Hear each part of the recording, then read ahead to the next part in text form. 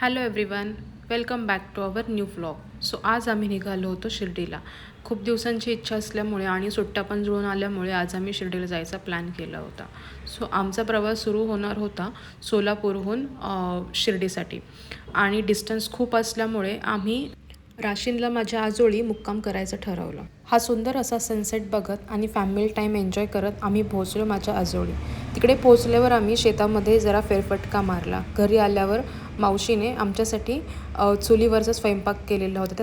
मग काय, चुलीवरच्या स्वयंपाकाचा आनंद घेत आणि तिथलं शांत वातावरण एन्जॉय करत रात्री सगळ्यांच्या भरपूर गप्पा गोष्टी झाल्या. सगळ्यांचा निरोप घेऊन आम्ही नेक्स्ट डे मॉर्निंग निघालो शिर्डीसाठी. 2 तासांचा प्रवास पूर्ण करून आम्ही फायनली पोहोचलो शिर्डीला. आणि शिर्डीला आल्यावरती इथे मोबाईल आतमध्ये अलाउड नसल्यामुळे मी बाहेरच अशा काही क्लिप्स घेण्याचा प्रयत्न केला. वीकडे असल्यामुळे तिथे काही जास्त गर्दी नव्हती, त्यामुळे आमचं दर्शन खूप छान झालं. आमचं दर्शन होईपर्यंत 4 वाजले होते. सगळ्यांनाच भूक लागली होती, त्यामुळे आम्ही मंदिराच्या बाहेरच थोडासा नाश्ता करून सोलापूरसाठी निघालो. सोलापूरमध्ये आल्यावर सोलापूर ते मोहोळ यामधल्या हायवेवरती चतुर्थी एक हे व्हेज रेस्टॉरंट जिथे आम्ही जेवण करण्यासाठी थांबलो होतो.